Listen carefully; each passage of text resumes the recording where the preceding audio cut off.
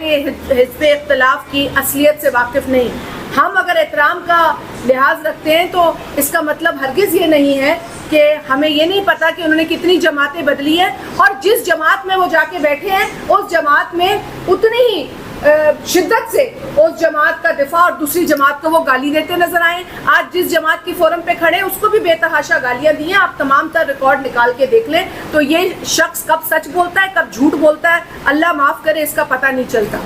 تو میں سمجھتی ہوں کہ جو لوگ اس طرح پے در پہ اپنے بیانیے بدلتے ہیں ان پر تو پہلی بات ہے کہ اعتبار کرنے کی کوئی ضرورت نہیں ہے, وقت کا ضیاع ہے. اور میں سمجھتی ہوں کہ پاکستان میں بہت اہم ایشوز ہیں جس پہ بات کرنی ہے اور بلاول صاحب نے وہی بات کی. ان کی تکلیف کب ہوئی جب بلاول صاحب نے بھارت کی شکست کی بات کی. ان کو تکلیف کب ہوئی جب بلاول صاحب نے ایران کے ساتھ سولیڈیرٹی کا مظاہرہ کیا.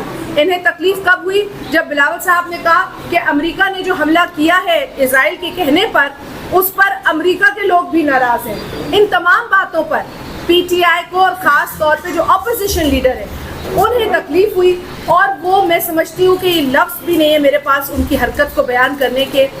بہت ہی گری ہوئی طریقے سے وہ وہاں بیہیو کر رہے تھے, لوگوں کو اشارے کر رہے تھے کہ اٹھو شور کرو. اور میں دیکھ رہی تھی کہ کافی لوگ, چونکہ کچھ ان میں لوگ ہیں جو پاکستان کی اس کیس کو سمجھتے ہیں اور وہ پانی کے ایشو کو بھی سمجھتے ہیں, وہ بہت میں سمجھتی ہوں کہ وہ ان کی شکلوں سے پتہ چل رہا تھا کہ وہ بہت پریشان ہے کہ ہم اس وقت شور کیوں کریں, کیونکہ کوئی ایسا کی وجہ نہیں تھی کہ وہاں پر شور کیا جائے. اور پھر یہاں آ کر میڈیا کے سامنے جو یہاں پر انہوں نے, میں بکواس ہی کہوں گی, جو انہوں نے بکواس کی ہے میں اس کی مذمت کرتی ہوں.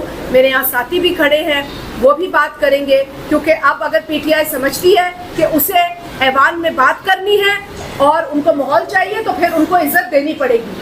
اگر وہ عزت نہیں دیں گے دوسروں کو, اگر وہ پاکستان کی بات کرتے ہوئے بلاول بھٹو زرداری کو روکیں گے تو پھر ہم بھی چپ نہیں رہیں گے. اگر وہ پاک افواج کی ہمت اور جرأت کی داستان بیان کرتے وقت بلاول صاحب کو روکیں گے تو پھر ہم چپ نہیں رہیں گے. اور یہ اب ان کو سوچنا ہے کہ یہ اول پھول جو بک کر گئے یہاں پر صدر آصف علی زرداری صاحب کے اوپر, اگر وہ کوئی بات کریں گے تو وہ اگر وہ تھوکتے ہیں نا تو تھوک ان کے منہ پہ گرتی ہے.